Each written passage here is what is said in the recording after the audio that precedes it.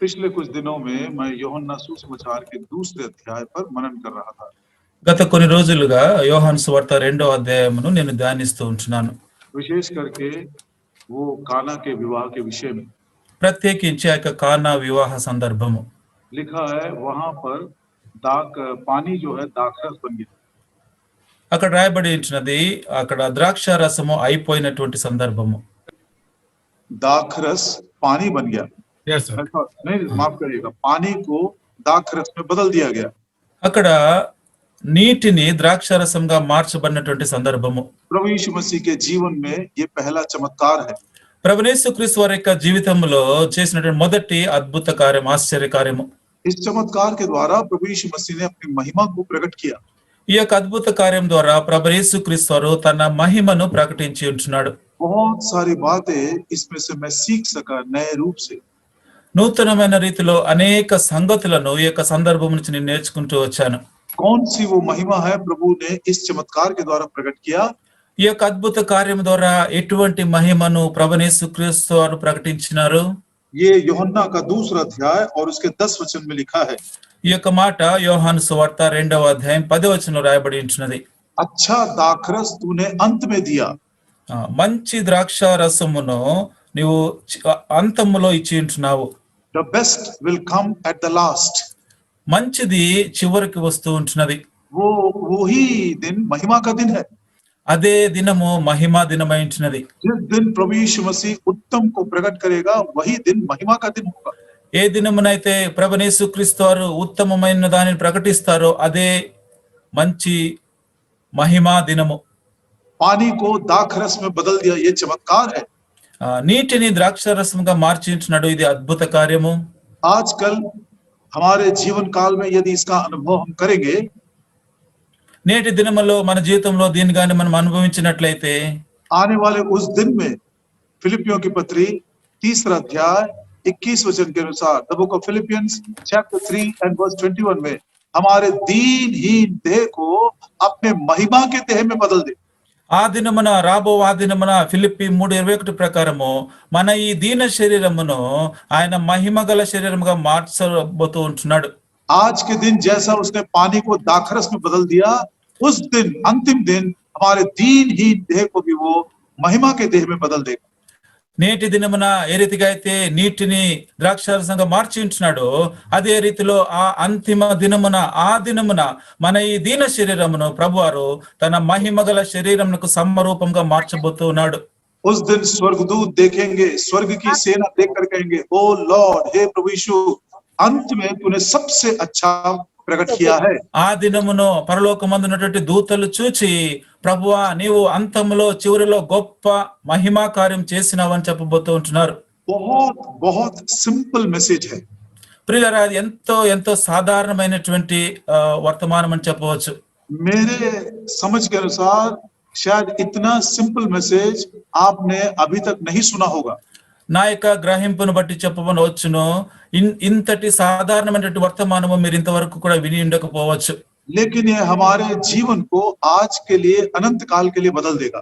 అయితే ఈ వర్తమానము మన జీవితమును ఆ యొక్క నిత్యత్వము కొరకు మార్చగలిగిన శక్తి కలిగి ఉంటున్నది. पानी दाखरस में बदल गया। నీరు ద్రాక్షారసంగా మార్చబడింది. 4 विशेष गुण लक्षणों को, 4 कैरेक्टरिस्टिक्स को हम देखना चाहते हैं। 4 ప్రత్యేకమైనటువంటి గుణగణములు లేక లక్షణములు మనము చూడబోతూ ఉన్నాము. ये ग्लोरी जो प्रभु यीशु मसीह ने उस दिन प्रकट किया था, उसी महिमा का विश्लेषण करना चाहते हैं। क्या परिवर्तन आया? ఆ దినమున ప్రభువారు ప్రకటించినటువంటి ఆ యొక్క మహిమను గురించి మనం విశ్లేషించబోతూ ఉంటున్నాము. అక్కడ ఎటువంటి మార్పు సంభవించింది? पहला, మొదటిది, पानी का कोई रंग नहीं होता है, నీటికి ఎటువంటి రంగు ఉండదు. लेकिन दाखरस का एक खास रंग होता है। అయితే ద్రాక్ష రసము ఒక రకమైనటువంటి రంగు కలిగి ఉంటుంది. मतलब ये बाह्य परिवर्तन है, it is an outward change. దీని అర్థం ఏమిటంటే ఇది పైకి కనపడేటువంటి రూపము. जब प्रभु यीशु मसीह हमारे जीवनों में परिवर्तन लेकर आते हैं तो बाह्य रूप से प्रकट होता है। ఎప్పుడైతే ప్రభువు యేసుక్రీస్తు వారు మన జీవితంలో ఆ యొక్క మార్పును తీసుకుని వస్తారో అప్పుడు అది బయటికి కనబడేదిగా ఉంటుంది. जो मसीह यीशु में है वो नई सृष्टि है, पुरानी बातें बीत जाती हैं। ప్రభు యేసుక్రీస్తునందు ఉన్నవారు పాతవి గతించెను, సమస్తమును నూతన పరచబడిను. हमारे हमारे आदतों को हम छोड़ देते हैं, మన యొక్క అలవాట్లను మనం వదిలిపెట్టేవారము. हमारे कामों में परिवर्तन आता है, మన యొక్క పనులలో మార్పు కనబడుతూ ఉంటుంది. हमारे चाल चलन में पवित्र परिवर्तन आता మన है, యొక్క నడవడికలో కూడా మార్పు కనబడుతూ ఉంటుంది. हमारे पहरावे में, हमारे पोशाक में भी परिवर्तन आता है। మన యొక్క బుద్ధి, మన యొక్క ప్రవర్తనలో కూడా మార్పు కనబడుతూ ఉంటుంది. देखने वाले आसानी के साथ महसूस कर सकते हैं कि इसके जीवन में कुछ परिवर्तन आया है। చూస్తూ ఉన్నటువంటి వారు ఈ వ్యక్తిలో ఏదో మార్పు సంభవించిందని గుర్తుపట్టగలిగే స్థితి ఉంటుంది. 3 उदाहरण मैं दूंगा आपको। 3 ఉదాహరణల మీద పంచుకుంటాను. निर्गमन की किताब और उसका दूसरा अध्याय నిర్గమకాండము 2వ అధ్యాయము और उसका 6 वचन। 6వ వచనం. निर्गमन एक्सोडस चैप्टर 2 एंड वर्स 6 में लिखा है, जब उसने उसे खोलकर देखा कि एक रोता हुआ बालक है, तब उसे तरस आया और उसने कहा, यह तो किसी इब्री का बालक है। నిర్గమకాండము 2వ అధ్యాయం 6వ వచనం. తెరచి ఆ పిల్లవాడిని చూచినప్పుడు ఆ పిల్లవాడు ఏడ్చుచుండగా చూచి వాని యందు కనికరించి, వీడు హెబ్రీల పిల్లలలో ఒకడనెను. ये बालक 3 महीने का है, ఈ యొక్క పిల్లవాడు 3 నెలల పిల్లవాడు అయింటున్నాడు. लेकिन 3 महीने की अवस्था में फिरौन की बेटी ने देखते साथ बोल दी, ये एक इब्री लड़का है। ఆ యొక్క 3 నెలల వయసులోనే చూసిన వెంటనే ఆ యొక్క ఫరో కుమార్తె చెప్తూ ఉంటున్నది, ఈ పిల్లవాడు హెబ్రీయుడు. लेकिन 40 सालों तक मूसा मिस्र में रहा। అయితే 40 సంవత్సరాల వరకు మోషే ఐగుప్తులో ఉన్నాడు. 40 सालों के बाद जब उसने भाइयों को दुख उठाते हुए देखा, 40 సంవత్సరాల తర్వాత తన సహోదరులు ఆ యొక్క దుఃఖం అనుభవిస్తున్నది ఆయన చూచినప్పుడు वो मिस्र को छोड़कर वापस आ गया है, ఆ యొక్క ఐగుప్తును విడిచిపెట్టి వెనుకకు వచ్చి ఉంటున్నాడు. मिद्यान के देश में पहुंचा है। ఆ యొక్క మిద్యాను దేశంలో ప్రవేశించినాడు. कुछ स्त्रियों को उसने मदद किया पानी भरने के लिए कुएं से। ఆ యొక్క బావిలో నుంచి నీటిని తోడుటలో కొంతమంది స్త్రీలకు ఆయన సహాయం చేసినాడు. अब वे स्त्री जो है वापस घर जाकर अपने पिताजी से कहते हैं, ఇప్పుడు ఆ స్త్రీలు వెనుకకు వారి ఇంటికి వెళ్లి వారి యొక్క తండ్రి గారితో ఈ రీతిగా చెప్తూ ఉన్నారు. निर्गमन की किताब उसका दूसरा अध्याय 19 वचन में, నిర్గమకాండము 2వ అధ్యాయం 19వ వచనంలో, उन्होंने कहा, एक मिस्री पुरुष ने हमको चरवाहों के हाथ से छुड़ाया और हमारे लिए बहुत जल भर के भेड़ बकरियों को पिलाया। అందుకు వారు ఐగుప్తుడు ఒకడు మంద కాపరి చేతుల్లో నుండి మమ్మల్ని తప్పించి వడిగా నీళ్లు చేది మన మందకు పెట్టిననగా. मूसा एक मिस्री नहीं है, మోషే ఒక ఐగుప్తీయుడు కాదు. असल में हृदय में सच्चा इस्राएली है वो। నిజంగా చూసినట్లయితే హృదయంలో యథార్థమైనటువంటి ఇశ్రాయేలీయుడు అయింటున్నాడు. लेकिन बाहरी रूप में वो मिस्री दिखाई दे रहा था। అయితే బయటికి రూపము ఐగుప్తీయుని వలె కనబడుతుంది. प्रभु उसके जीवन में अभी भी परिवर्तन लेकर आना है। ప్రభువు ఆయన యొక్క జీవితంలో ఇంకా మార్పును తీసుకొని రావాల్సి ఉంది. प्रिय, कई बार हम सोचते हैं कि मैं नया जन्म पाया हूँ, बपतिस्मा लिया हूँ, प्रभु से मुलाकात किया हूँ, लेकिन हमारा बाहरी जो प्रभाव है अभी तक परिवर्तन नहीं पाया है। ప్రియులారా, మనం అనేకసార్లు చెప్తూ ఉంటాము, ప్రభు నన్ను సంధించినాడు, నేను మారు మనసు పొందినాను అని చెప్తూ ఉంటాము. అయితే ఇంకా మన యొక్క బాహ్య రూపంలో మార్పు అనేది బయటికి కనపడకుండా ఉంటున్నది. जिसके कारण हमारी गवाही इतनी मजबूत नहीं होती है। ఈ కారణం బట్టి మన యొక్క సాక్ష్యము అంత సామర్థ్యముగా ఉండట్లేదు. दूसरा उदाहरण देखिए, 2వ ఉదాహరణ గమనించండి. यूहन्ना सुसमाचार का 4 अध्याय యోహాను సువార్త 4వ అధ్యాయము और उसका 28 वचन, वर्स 28। 28వ వచనం. तब स्त्री अपना घड़ा छोड़कर नगर में चली गई और लोगों से कहने लगी, ఆ స్త్రీ తన కుండ విడిచిపెట్టి ఊరిలోనికి వెళ్ళి, उसने अपना घड़ा छोड़ दिया। ఆమె తన కుండను విడిచిపెట్టింది. अब वो घड़े के साथ वो क्या करती थी ये हमको नहीं मालूम, हम जानना भी नहीं चाहते। ఆ యొక్క కుండతో తను ఏమి చేసి ఉంటుంది, ఎన్ని విషయాలు మనకు తెలియదు, మనకు అవసరం కూడా లేదు. लेकिन एक बात है, पुराने समय में घड़े को इस्तेमाल करती थी, अब प्रभु यीशु मसीह से मुलाकात हो गई है, जीवन का पानी उसने पी लिया है, अब ये घड़े की आवश्यकता नहीं। అయితే ఒక విషయము, తన యొక్క జీవితంలో ఇంతకు ముందు ఆ యొక్క కుండతో తను కుండను ఉపయోగించేది. అయితే ఇప్పుడు ప్రభువైన యేసుక్రీస్తు వారిని కలిసిన తరువాత ఆ యొక్క జీవజలము తనకు దొరికిన తర్వాత ఆ యొక్క కుండతో తనకు అవసరం లేకుండా ఉంటున్నది. Psalm 81 కీర్తనలు 81 और उसका 6 वचन, 6వ వచనం. मैंने उनके कंधों पर से बोझ को उतार दिया, उनके हाथों से घड़े को मैंने छोड़ दिया। వారి భుజము నుండి నేను బరువును దింపగా వారి చేతులు మోత గంపలను ఎత్తకుండా విడుదల పొందెను. उनके हाथों से मैंने को उतार दिया। వారి యొక్క చేతుల నుంచి మోత గంపలు నేను దింపించున్నాను. ये सचमुच में गवाही है कि हमारे जीवन में परिवर्तन आया है। ప్రియులారా, ఇది నిజమైనటువంటి సాక్ష్యమునకు రూపము మన జీవితంలో మార్పు సంభవించిందని. वो स्त्री यदि हाथ में घड़ा लेकर उन लोगों के पास जाती तो लोग उसकी मजाक करते।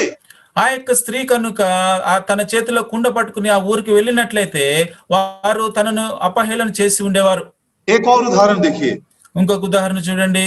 मरकुस सुसमाचार का 5 अध्याय మార్కు సువార్త 5వ అధ్యాయము और उसका 15 वचन। 15వ వచనం. Mark's gospel chapter 5 and verse 15 में लिखा है, यीशु के पास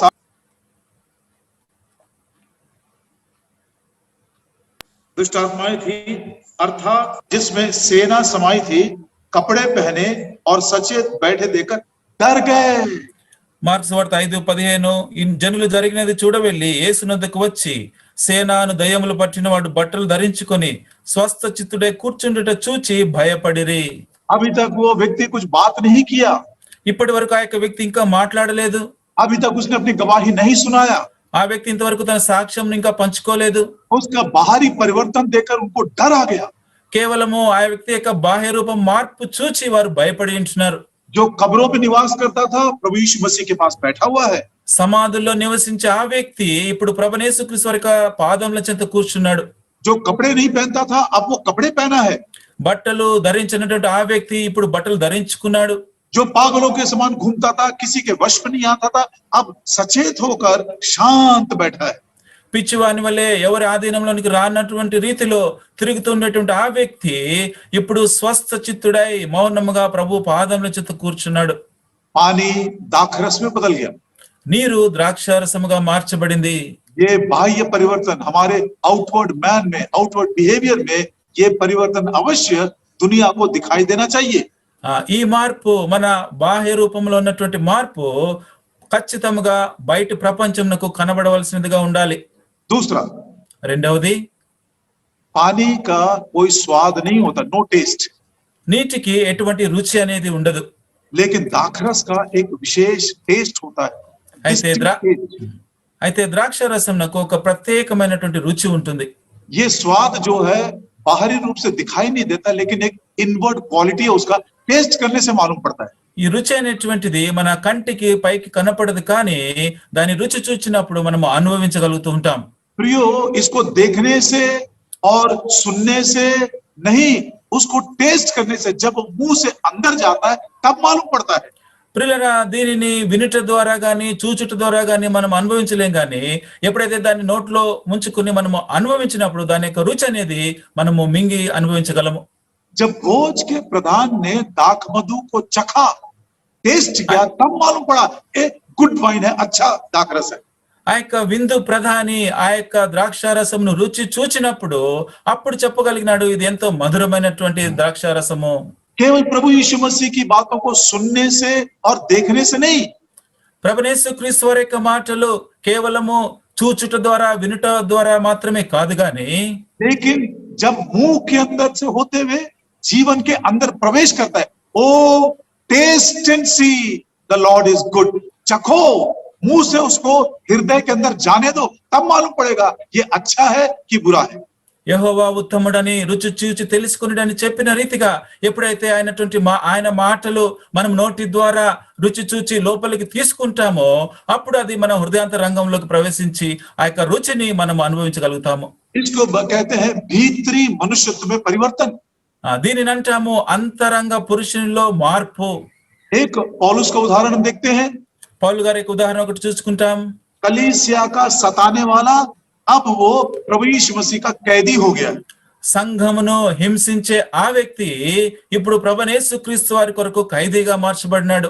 एक मनुष्य जो स्वार्थ के लिए जीता था, स्वयं के लाभ के लिए जीता था, अब वो दूसरों के लिए बलिदान करना चाहता है। తన స్వంత లాభము కొరకు, తన స్వయం సంతృప్తి కొరకు జీవించే ఆ వ్యక్తి ఇప్పుడు ఇతరుల లాభాపేక్షతో, ఇతరులకు లాభం కొరకై ఇప్పుడు ఆ రీతిగా మార్చబడి ఉంటున్నాడు. गलतियों की पत्री గలతీయులకు రాసిన పత్రిక पहला अध्याय మొదటి అధ్యాయము और उसका 14 वचन, 14వ వచనం. अपने बहुत से जाति वालों से जो मेरी अवस्था के थे यहूदी मत में अधिक बढ़ता जाता था। నా పితరుల పారంపర్యాచారమందు విశేష ఆసక్తి గలవాడనై నా స్వజాతీయులలో నా సమవయస్కులైన అనేకుల కంటే యూదుల మతంలో అత్యధిక ఆధిక్యత నొంది తిని. हाँ, ये इंग्लिश बाइबल में लिखा है, I profited much more than many other people. ఇతరుల ఇంగ్లీష్ బైబిల్ అనుసరించి ఇతరుల కంటే అధికముగా నేను లాభం పొంది తిని అని రాయబడి ఉంటున్నది.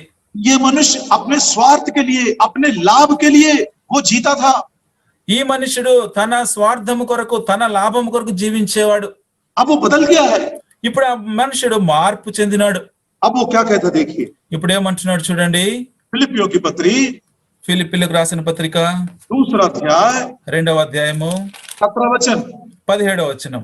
यदि मुझे तुम्हारे विश्वास रूपी बलिदान और सेवा के साथ अपना लहू भी बहाना पड़े तो भी मैं आनंदित हूं और तुम सबके साथ आनंद करता हूं। మరియు మీ విశ్వాస యాగములను దాని సంబంధమైన సేవలను నేను పానార్పణముగా పోయబడినను నేను ఆనందించి మీ అందరితో కూడా సంతోషింతును. इसको कहते हैं भीतरी मनुष्यत्व में परिवर्तन, దీనిని అని చెప్పవచ్చు మనము అంతరంగ పురుషుల్లో మార్పు, स्वभाव में परिवर्तन, స్వభావంలో మార్పు వచ్చింది, सोच विचारों में परिवर्तन। ఆలోచనలో తలంపులో మార్పు కనబడుతుంది. एक और उदाहरण देखिए, ఇంకొక ఉదాహరణ చూడండి. हम सोच सकते हैं पौलुस तो बहुत बड़ा प्रेरित है इसीलिए उसके जीवन में इतना परिवर्तन आया। మనం అనుకుంటూ ఉంటాము పౌలు గారు గొప్ప అపోస్తలుడు కదా, అందుకే ఆయన జీవితంలో అంత గొప్ప మార్పు వచ్చి ఉండవచ్చు అనుకుంటాం. एक उदाहरण को मैं बाइबल पवित्र शास्त्र से दिखाऊंगा जिसका नाम है और जिसके विषय में कभी जिक्र भी नहीं हुआ बाद में। బైబిల్ గ్రంథంలో ఒక ఉదాహరణ మీకు చూపబోతూ ఉంటున్నాను. దాని గురించి మనం ఆలోచించకపోయి ఉండవచ్చు, ఇంతకు ముందు ఎప్పుడు మీరు కూడా విని ఉండకపోవచ్చు. उसका नाम हमको नहीं मालूम ఆ యొక్క పేరు మనకు తెలియదు. और इसके बाद उसका जिक्र नहीं हुआ। He was not mentioned after this event. ఆ యొక్క సంఘటన తర్వాత ఆ వ్యక్తి గురించి మరొకసారి అక్కడ రాయబడలేదు. प्रेरितों के काम के 3 अध्याय में అపోస్తల కార్యములు 3వ అధ్యాయంలో एक जन्म का लंगड़ा है, పుట్టు కుంటివాడు ఒక వ్యక్తి ఉంటున్నాడు. वो चंगा हो गया ఆ వ్యక్తి స్వస్థపరచబడినాడు. और वो उछलने लगा, कूदने लगा, आराधना करने लगा, प्रभु के घर में जाने लगा, बहुत खुश है वो। గంతులు వేస్తూ పరిగెడుతూ ఆరాధిస్తూ ఉంటున్నాడు. ఎంతో సంతోషంతో మందిరంలోకి పరిగెత్తి వెళ్తూ ఉంటున్నాడు. बाह्य रूप से देखे तो मालूम पड़ेगा ये व्यक्ति बदल गया है, బాహ్య రూపంలో మనం చూసినప్పుడు ఆ వ్యక్తిలో మార్పు జరిగిందని కనబడుతూ ఉంది. लेकिन उसके भीतरी मनुष्यत्व में परिवर्तन देखिए। అయితే ఆ వ్యక్తి అంతరంగంలో వచ్చినటువంటి మార్పును మీరు గమనించండి. प्रेरितों के काम 3 अध्याय 11 वचन, అపోస్తల కార్యములు 3వ అధ్యాయం 11వ వచనం. जब वह पतरस और यूहन्ना को पकड़े हुए था तो सब लोग बहुत आश्चर्य करते हुए उस ओसारे में जो सुलेमान का कहलाता है उसके पास दौड़े आए। వాడు పేతురును యోహాన్ను పట్టుకుని ఉండగా ప్రజలందరూ విస్మయం ఉంది సొలొమోను దను మంటపంలో ఉన్న వారి ఎదుగు గుంపుగా పరిగెత్తి వచ్చిరి. जब लोग उसकी प्रशंसा कर रहे हैं, అక్కడ వారు ప్రజలు ఆయనను పొగుడుతూ ఉంటున్నారు. लोग देखकर आश्चर्यचकित हो रहे हैं।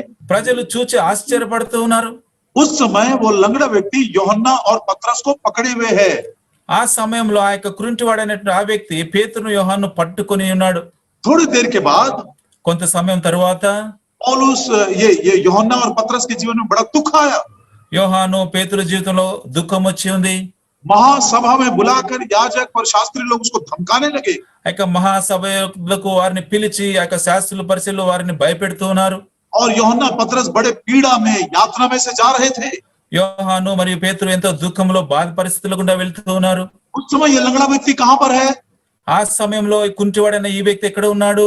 प्रेरितों के काम 4 अध्याय అపోస్తల కార్యములు 4వ అధ్యాయము उसका 16 वचन, 16వ వచనం.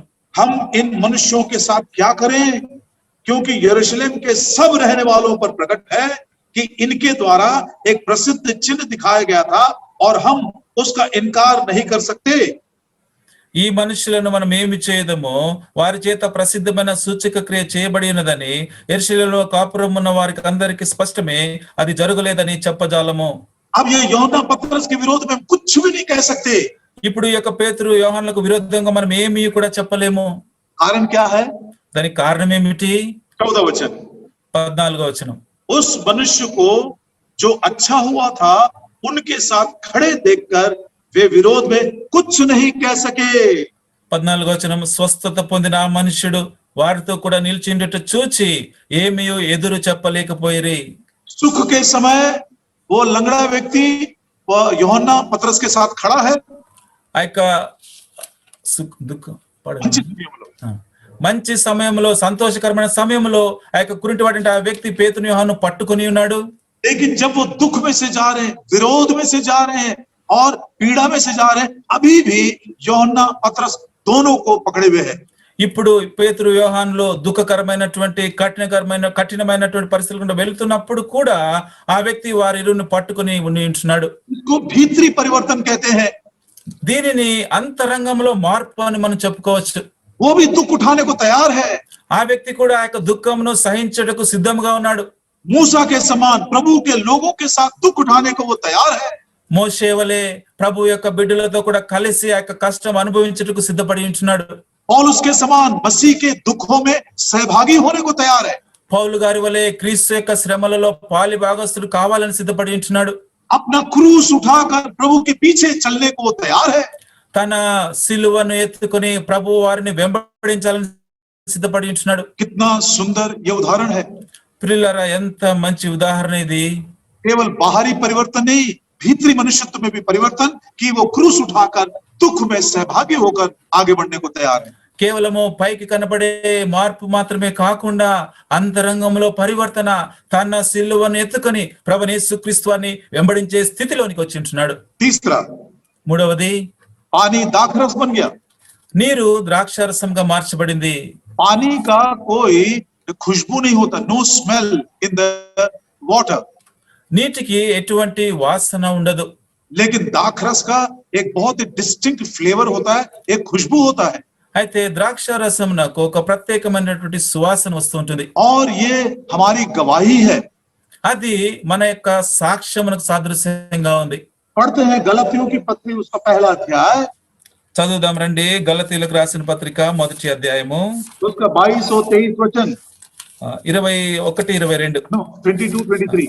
22, 23 వచనాలు. गलतियों की पत्री पहला अध्याय उसका 22 और 23 वचन। గలతీయులకు రాసిన పత్రిక మొదటి అధ్యాయం 22, 23. यहूदिया की कलीसियाओं में जो मसीह में थी मेरा मुंह कभी नहीं देखा था, परंतु यही सुना करती थी कि जो हमें पहले सताता था वह अभी उसी विश्वास का सुसमाचार सुनाता है जिसे पहले नष्ट करता था। తెలుగులో కలిసి ఉంటున్న 23, 24. గలతీ 1, 22, 23, 24. క్రీస్తునందున్న యూదయ సంఘముల వారికి నా ముఖ పరిచయం లేకుండెను గాని మునుపు మనలను హింస పెట్టిన వాడు తాను పూర్వమందు పాడు చేయొచ్చు వచ్చిన మతమును ప్రకటించుచున్నాడు అను సంగతి మాత్రమే విని వారు నన్ను బట్టి దేవుని మహిమపరచరి. कभी कभी खुशबू दूर दूर तक फैलता है। అనేక సార్లు ఆ యొక్క సువాసన అనేది ఎంతో దూరమునకు వ్యాపిస్తూ ఉంటుంది. मान लीजिए अंधकार में हम एक ऐसे बगीचे से जा रहे हैं जहां पर मोगरा के फूल हैं। అనుకోండి, మనము చీకటి సమయంలో ఒక తోటలో నుంచి వెళ్తున్నప్పుడు ఒక మొగలు పువ్వు, मोगरा मोगरा ఒక ఫ్లవర్, మల్లె పూలు అక్కడ ఉన్నాయి అనుకోండి. वो हमको दिखाई नहीं देता, लेकिन उसकी खुशबू हमारे नाकों से जाती है। ఆ యొక్క మల్లె పూలు చీకట్లో మనకి కనపడవు, కానీ వాటి యొక్క సువాసన మన ముక్కును తాకుతూ ఉంటుంది. वो प्रियो ये बात की गवाही देते हैं कि ये स्थान में मोगरा के फूल हैं। ప్రియులారా, ఆ స్థలములో మల్లెపూలు ఉన్నాయనే విషయము అక్కడ సాక్ష్యం ప్రకటించబడుతుంది. लोग हमको जाने या ना जाने, लेकिन हमारी गवाही इस रीति से होनी चाहिए। ప్రజలకి మనము తెలిసినా తెలియకపోయినప్పటికీ మన యొక్క సాక్ష్యము వారు వినగలిగి ఉండాలి. पहला थेसलोनिकी మొదటి తెస్సలోనికీయులకు पहला अध्याय మొదటి అధ్యాయము 8 वचन। 8వ వచనం. पहला थेसलोनिकी पहला अध्याय 8 वचन में लिखा है, क्योंकि तुम्हारे यहाँ से न केवल मकिदुनिया और अखया में प्रभु का वचन सुनाया गया, पर तुम्हारे विश्वास की जो परमेश्वर पर है, हर जगह ऐसी चर्चा फैल गई है कि हमें कहने की आवश्यकता नहीं। మొదటి తెస్సలోనిక 1:8 ఎందుకనగా మీ యొద్ద నుండి ప్రభు వాక్యము మాసిదోనియలోను అకయలోను మ్రోగెను, అక్కడ మాత్రమే కాక ప్రతి స్థలమందును దేవుని యెడల ఉన్న మీ విశ్వాసము వెల్లడి ఆయన గనుక మేమేమీ చెప్పవలసిన అవసరము లేదు. कितनी अच्छी गवाही है ये। ప్రియులారా, ఇది ఎంత మంచి సాక్ష్యము. पानी दाखरस में बदल गया है। నీరు ద్రాక్షారసముగా మార్చబడింది. दाखरस में एक प्रकार का खुशबू आ गया है, ఆ యొక్క ద్రాక్షారసమునకు ఒక రకమైనటువంటి సువాసన వెదజల్లుతూ ఉంది. और ये खुशबू फैलता जा रहा है। ఆ యొక్క సువాసన అంతకంతకు వ్యాప్తి చెందుతూ ఉంది. उसके बारे में एडवर्टाइजमेंट करने की आवश्यकता नहीं है, దాని గురించి ఏదో ప్రకటనలు ఇవ్వవలసిన అవసరం లేదు. किसी को बोलने की आवश्यकता नहीं है। దాని గురించి ఎవరికి కూడా చెప్పవలసిన అవసరం కూడా లేదు. अंताक्या में प्रभु का अनुग्रह बहुतायत से काम कर रहा है, उसकी चर्चा यरूशलेम तक पहुंच गई। అంత్యోకయలో ప్రభు యొక్క కార్యము ఎంతో బలముగా జరుగుతున్నటువంటి విషయము అది యెరూషలేం వరకు వ్యాపించి ఉంటున్నది. दूसरा करंथी 2 కొరింథీయులకు రాసిన పత్రిక दूसरा अध्याय 2వ అధ్యాయము 14 वचन। 14వ వచనం. Second Corinthians chapter 2 and verse 14, परंतु परमेश्वर का धन्यवाद हो जो मसीह में सदा हमको जय के उत्सव में लिए फिरता है और अपने ज्ञान की सुगंध हमारे द्वारा हर जगह फैलाता है। 2 కొరింథీ 2:14 మా ద్వారా ప్రతి స్థలమందును క్రీస్తును గుర్చిన జ్ఞానం యొక్క సువాసనను కనపరచుచు ఆయన యందు మమ్మల్ని ఎల్లప్పుడూ విజయోత్సాహముతో ఊరేగించుచున్న దేవునికి స్తోత్రము. प्रिय भाई और बहन, ప్రియ సహోదరుడా సహోదరి, क्या ऐसा परिवर्तन हमारे जीवन में हम देख सकते हैं? ఇటువంటి మార్పు మన జీవితంలో మనము చూడగలుగుతూ ఉన్నామా? क्या सचमुच में पानी दाखरस बन गया है? ప్రియులారా, యథార్థముగా నీరు ద్రాక్షారసముగా మార్చబడిందా? स्वादहीन जीवन, क्या उसमें स्वाद आ गया है? ఏ మాత్రము రుచి లేనటువంటి జీవితానికి రుచి వచ్చి ఉంటున్నదా? रंगहीन जीवन, क्या उसमें अच्छा रंग आया है? ఏ మాత్రము రంగు లేనటువంటి ఆ జీవితంలో మంచి రంగు కనబడుతూ ఉందా? जिस जीवन से बदबू आती थी, क्या उसी को बदलकर प्रभु ने अपनी खुशबू से भर दिया? The saviour of Lord Jesus Christ. ఈ యొక్క జీవితము ఒకప్పుడు ఎంతో చెడు వాసన వస్తుండేటువంటి ఆ యొక్క జీవితమును ప్రభువారు మార్చి ప్రభువైన యేసుక్రీస్తు వారి యొక్క సువాసన ఇప్పుడు ఎదజల్లిగే స్థితిలో ఉంటూ ఉన్నామా? कितना सुंदर ऐसा जीवन होगा यदि हम परिवर्तन को देख सके। ప్రియులారా, ఆ యొక్క మార్పును మనం చూడాలంటే అంత గొప్ప గొప్ప జీవితం మనకు బాహ్య రూపంలో కనబడుతూ ఉంటున్నది. वो लंगड़े व्यक्ति के बारे में हमने सुना था, ఆ యొక్క కుంటివాడిని గురించి మనం వింటూ వచ్చాము. कैसे वो सुख के समय भी पौल पतरस और यूहन्ना को पकड़े हुए हैं, और दुख के समय, निंदा के समय, विरोध के समय भी यूहन्ना पतरस को वो पकड़े हुए हैं। ఆ యొక్క కుంటివాడైనటువంటి ఆ వ్యక్తి పేతురు యోహానులను సంతోషకరమైన సమయంలో వారిరువురిని పట్టుకుని అంటుకుని ఉంటున్నాడు. అదే రీతిలో ఎప్పుడైతే వారు దుఃఖము గుండా, బాధలు గుండా, నిందన గుండా వెళ్తూ ఉన్నారో అటువంటి సమయంలో కూడా వారిని అంటి పెట్టుకుని ఉంటున్నాడు.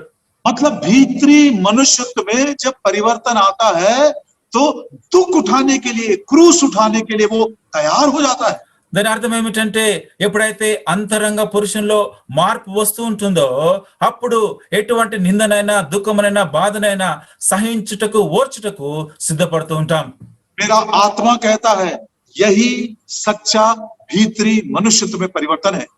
నా యొక్క ఆత్మీయరీతిగా చెబుతుంది ఇదే యథార్థమైన రీతిలో అంతరంగ పురుషుని యొక్క మార్పు. यदि भीतरी मनुष्यत्व में परिवर्तन आया है, मैं जरूर क्रूस उठाकर प्रभु के पीछे चलूंगा। ఒకవేళ నిజముగా నా యొక్క అంతరంగ పురుషుల్లో మార్పు వచ్చినట్లయితే నేను సిలువను ఎత్తుకొని ప్రభువైన యేసుక్రీస్తు వారిని వెంబడించేవాడుగా ఉంటాను. Song of Solomon chapter 4 పరమ గీతములు 4వ అధ్యాయము और उसका 16 वचन। 16వ వచనం. श्रेष्ठ गीत 4 अध्याय 16 वचन में लिखा है, हे उत्तर वायु जाग, हे दक्षिणी वायु चलिया, मेरी बारी में बह, जिससे उसकी सुगंध फैले, मेरा प्रेमी अपनी बारी में आए और उसके उत्तम उत्तम फल खाए। 4:6 అనా? 16 క్షమించండి, 4వ అధ్యాయం 16వ వచనం. పరమ గీతంలో 4:16, ఉత్తర వాయువు ఏతెంచుము, దక్షిణ వాయువు వేంచేయము, నా ఉద్యానవనం మీద విసురుడి, దాని పరిమళములు వ్యాపింపజేయడి.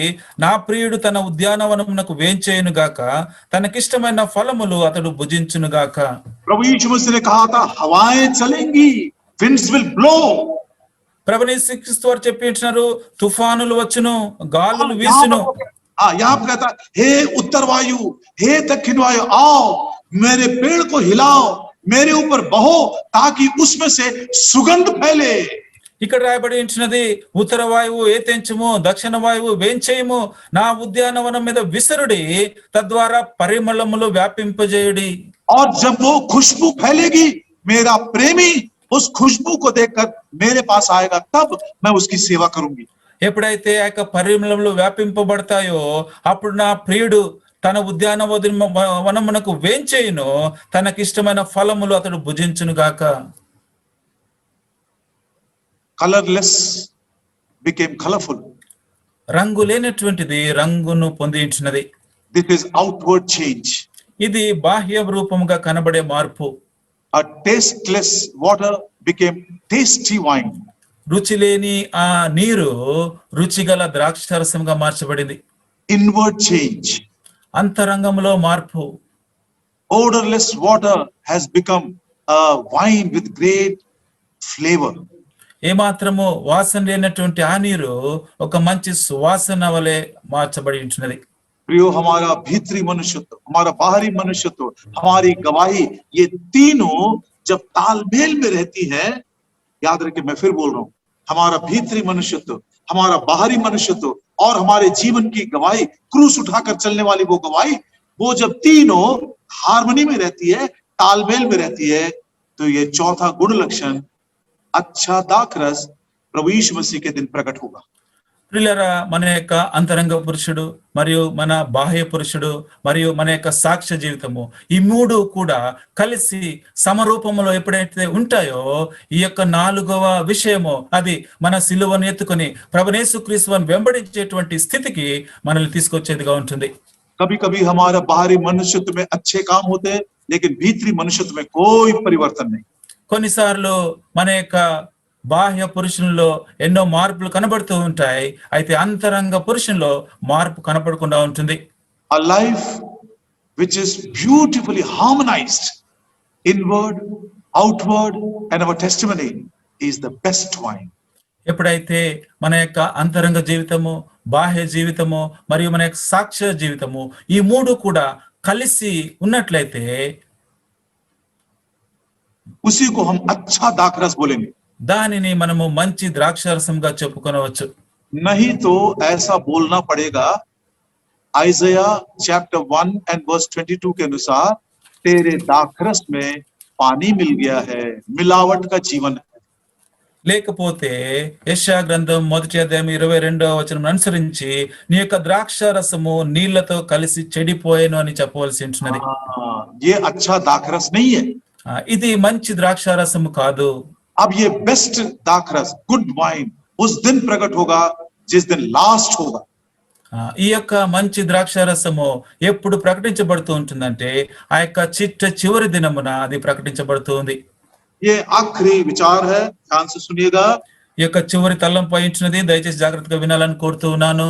मत्ती सुसमाचार का 24 अध्याय चैप्टर 24 మత్తయి సువార్త 24వ అధ్యాయము और उसकी आयत है सॉरी चैप्टर 22, माफ करिएगा 22, క్షమించండి 22వ అధ్యాయము और उसका 14 वचन वर्स 14. మత్తయి సువార్త 22:14.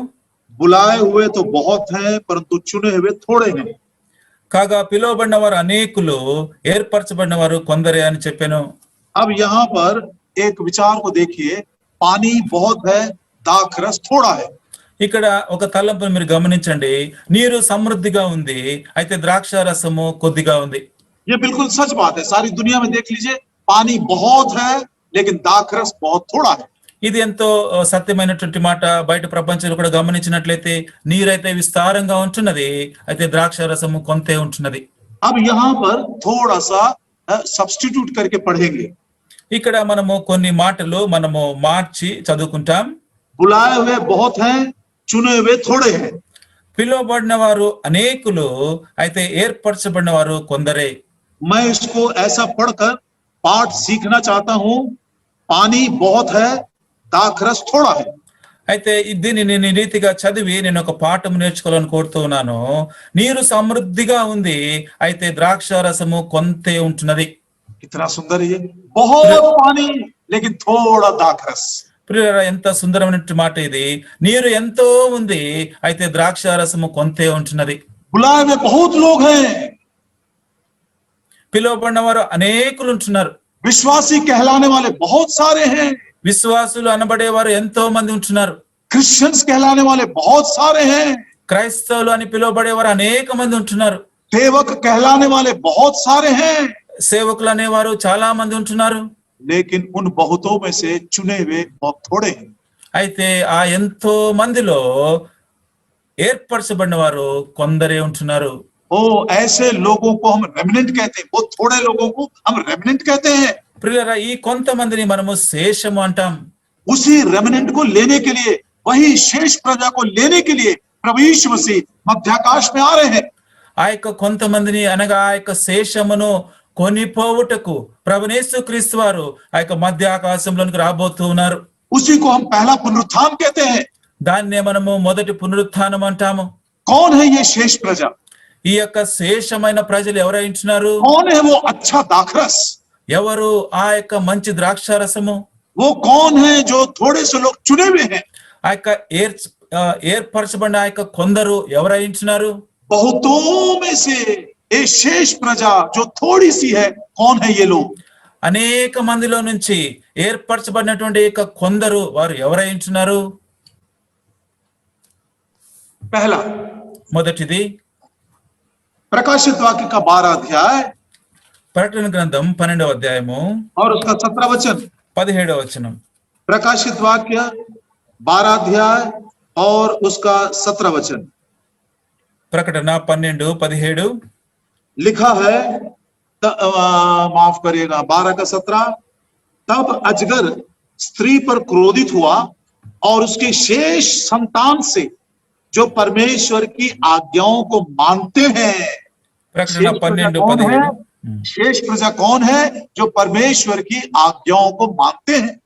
అందుచేత ఘట సర్పం ఆగ్రహం తెచ్చుకొని దేవుని ఆజ్ఞలను గైకొనుచు యేసును గూర్చి సాక్ష్యం ఇచ్చుచు ఉన్నవారైన ఆమె సంతానంలో శేషించిన వారితో యుద్ధము చేయుటకై బయలువెడలి సముద్ర తీరం నిలిచెను. శేషించిన వారు ఎవరు అనగా దేవుని యొక్క ఆజ్ఞలను గైకొను వారు అయింటున్నారు. बहुत सारे चेले थे, लेकिन वचन के अनुसार चलना जब उनको कठिन लगा, चलना छोड़ दिए। శిష్యులు అనేక మంది ఉంటున్నారు, అయితే దేవుని యొక్క ఆజ్ఞలను అనుసరించి నడవాలని చెప్పబడినప్పుడు వారందరికి అది ఎంతో కఠినంగా అనిపించి వారు వెన్నుదిరిగి వెళ్ళిపోయి ఉంటున్నారు. लेकिन कुछ ऐसे चेले हैं जो आज्ञा मानते हुए बच गए हैं, शेष प्रजा वो कहलाते हैं। అయితే కొంతమంది శిష్యులు ఉంటున్నారు, వారు ఆజ్ఞలను అనుసరించి నడిచిన వారు, అట్టి వారిని శేషం అని చెప్పబడుతూ ఉన్నారు. कब तक आज्ञा मानते हैं ये? ఎప్పటి వరకు వారు ఆజ్ఞలను గైకొంటూ ఉన్నారు? जैसे प्रभु यीशु मसीह क्रूस की मृत्यु तक आज्ञा मानता रहा, वैसे वो अंत तक आज्ञा मानते रहते हैं। ఏ రీతిగా అయితే ప్రభువైన యేసుక్రీస్తు వారు సిలువ మరణం వరకు ఆయన ఆజ్ఞలను పాటించినాడు, అదే రీతిగా వారు తమ మరణం వరకు ఆ యొక్క ఆజ్ఞలను గైకొనేవారుగా ఉంటారు. उनके लिए वचन को मानना कठिन नहीं है, कितना भी कठिन है वो जरूर मानेंगे, उस वचन के लिए अपना प्राण भी दे देंगे। అట్టి వారు ఈ యొక్క ఆజ్ఞలను అనుసరించి నడుచుట వారికి ఏమాత్రం కష్టం అనిపించదు. ఆ యొక్క ఆజ్ఞలు ఎంతో కఠినమైనవి అయినప్పటికీ కూడా వాటి కొరకు వారు తమ ప్రాణమును కూడా అర్పించే వారుగా ఉంటున్నారు. ध्यान दीजिए, अंत का दिन कब आ जाएगा हमें भी नहीं मालूम। ప్రియులారా, జాగ్రత్తగా గమనించండి, మన యొక్క చివరి దినము, చివరి రోజు ఎప్పుడు రాబోతుందో మనం ఎరుగకుండా ఉంటున్నాము. The best will be manifested only on the last day. It will be too late. శ్రేష్టమైనది ఆ యొక్క చివరి దినమనే ప్రకటించబడుతుంటున్నది, అది ఆలస్యంగా రాబోతుంటున్నది. आज ही से प्रभु हमको तैयार करना शुरू कर दे। నేటి దినము నుండే ప్రభు వారు మనల్ని సిద్ధపరచును గాక. ये शेष प्रजा, ये बेस्ट वाइन, दूसरा कौन है? ఈ యొక్క శ్రేష్టమైనటువంటి ప్రజలు, శేషము లేదా మంచి ద్రాక్ష రసము ఎవరైంటున్నారు? ఇంకొక తలంపు, हग्गई की किताब హగ్గయి గ్రంథము उसका पहला अध्याय మొదటి అధ్యాయము हग्गई का 1:12 और 12 के बाद 14। హగ్గై మొదటి అధ్యాయము 12 తర్వాత 14 వచనాలు. तब शालतिएल के पुत्र जरुब्बाबेल और यहोसादाक के पुत्र यहोशू महायाजक ने सब बचे हुए लोगों समेत अपने परमेश्वर यहोवा की बात मानी और जो वचन उनके परमेश्वर यहोवा ने उसके कहने के लिए हग्गई भविष्यद्वक्ता को भेजा था उन्होंने उसकी भी मान ली। షయల్తీయేలు కుమారుడైన జెరుబ్బాబెలును యెహోజాదాకు కుమారుడును ప్రధాన యాజకుడగు యెహోషు వయు శేషించిన జనులందరూ తమ దేవుడైన యెహోవా మాటలు ఆలకించి తమ దేవుడైన యెహోవా ప్రవక్త అయిన హగ్గయిని పంపించి తెలియజేసిన వార్త విని యెహోవా యందు భయభక్తులు పూనిరి. ये शेष प्रजा वो है जो परमेश्वर की मानते और परमेश्वर के सेवकों की भी मानते। దేవుని యొక్క సేవకుని మాట మరియు దేవుని యొక్క మాటను వినేటువంటి వారు ఈ శేషించిన జనులు. जवान बच्चे यदि कोई सुन रहे हैं तो शेष प्रजा वही है जो जवान अपने माता पिता की भी आज्ञा मानते हैं। యవనస్తులారా, మీరెవరైనా మా ఈ మాటలు వింటూ ఉన్నట్లయితే ఈ శేషించిన జనము శేషం ఎవరంటే తమ తల్లిదండ్రుల యొక్క మాటలు వినేవారు, లోబడేవారు. ना केवल वो आज्ञा मानते हैं, వారు ఆ యొక్క కేవలం ఆజ్ఞలు వినుట మాత్రమే కాకుండా 14 वचन में 14వ వచనంలో कहता है और यहोवा ने शालतिएल के पुत्र जरुब्बाबेल को जो यहूदा का अधिपति था और यहोसादाक के पुत्र यहोशू महायाजक को और सब बचे हुए लोगों के मन को उभार कर उत्साह से भर दिया कि वे आकर अपने परमेश्वर सेनाओं के यहोवा के भवन में सेवा करे, उसके भवन को बनाने में अपना योगदान दे। 14వ వచనం 15వ వచనం యెహోవా యూదా దేశపు అధికారియగు షయల్తీయేలు కుమారుడైన జెరుబ్బాబెలు యొక్క మనస్సును ప్రధాన యాజకుడగు యెహోజాదాకు కుమారుడైన యెహోషువ మనస్సును శేషించిన జనులందరి మనస్సును ప్రేరేపింపగా వారు కూడి వచ్చి రాజైన దర్యావేషు యొక్క ఏలుబడి యందు 2వ సంవత్సరపు 6వ నెల 24వ దినమున సైన్యములకు అధిపతిగు తమ దేవుని మందిరపు పని చేయ మొదలు పెట్టిరి. यो शेष प्रजा ही परमेश्वर के भवन को बनाते हैं। ప్రియులారా, ఈ శేషించిన జనమే దేవుని యొక్క మందిరమును కట్టేవారుగా ఉంటున్నారు. जो परमेश्वर के भवन को तोड़ते हैं, ఎవరైతే దేవుని యొక్క మందిరమును విరగొడతారో भाषा के आधार पर, భాషను అనుసరించి, जात के आधार पर, ఆ యొక్క కులమును అనుసరించి, धन दौलत के आधार पर, ధనము అంతస్తును అనుసరించి, याद रखिए वे लोग शेष प्रजा नहीं हैं। और जब प्रभु यीशु मसीह अंतिम दिन प्रकट होंगे अच्छे दाखरस के समान वे नहीं प्रकट होंगे। గుర్తు పెట్టుకోండి, అట్టి వారు శేషించిన ప్రజలు కాదు. ఆ యొక్క చివరి దినమున ఎప్పుడైతే ప్రభువారు తన యొక్క మహిమను ప్రకటించబోతుంటున్నారో ఆ యొక్క మంచి ద్రాక్షారసం నందు వారే మాత్రం పాలు పంపు లేని వారుగా ఉంటున్నారు. आप प्रथम पुनरुत्थान में नहीं जाएंगे। వారు మొదటి పునరుత్థానంలో పాలు పొందలేరు. शेष प्रजा वही है जो पहले आज्ञाओं को मानती है, मृत्यु तक वो आज्ञाकार है, और दूसरा प्रभु के घर को बनाते हैं, तोड़ते नहीं। శేషించిన ప్రజలు శేషం ఎవరంటే దేవుని ఆజ్ఞలను పాటిస్తూ అంతము వరకు, మరణం వరకు లోబడి ఉండి ఆజ్ఞలు పాటించే వారే ఉంటున్నారు.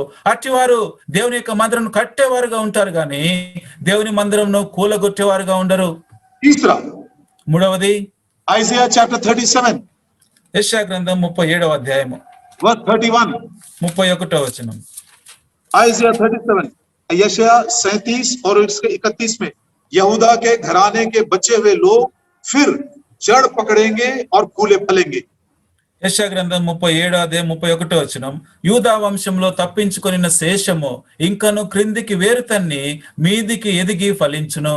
शेष प्रजा कौन है? वो थोड़े से लोग ఆ యొక్క కొద్ది మంది ఆ శేషం ఎవరైంటున్నారు?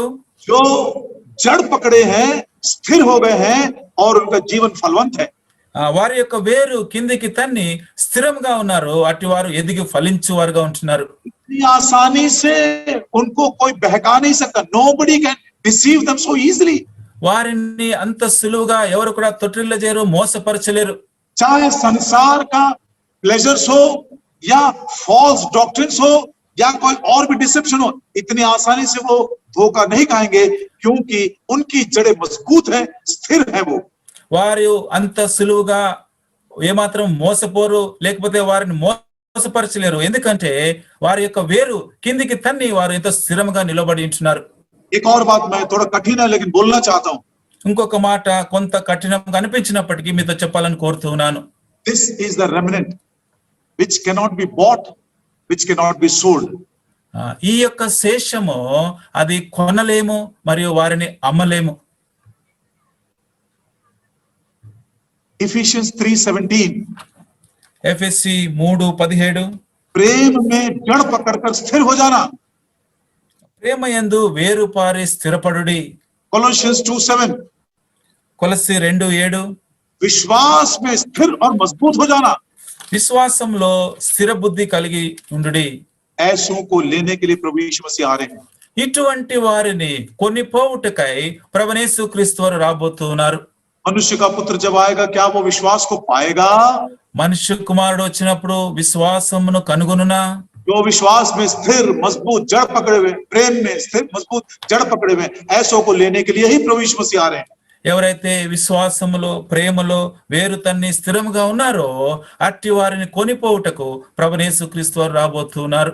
चौथा और आखिरी 4వ చివరి మాట जफन्या జఫన్యా గ్రంథము 3 अध्याय 3వ అధ్యాయము और उसका 13 वचन. 13వ వచనం. Book of Zephaniah chapter 3 and verse 13.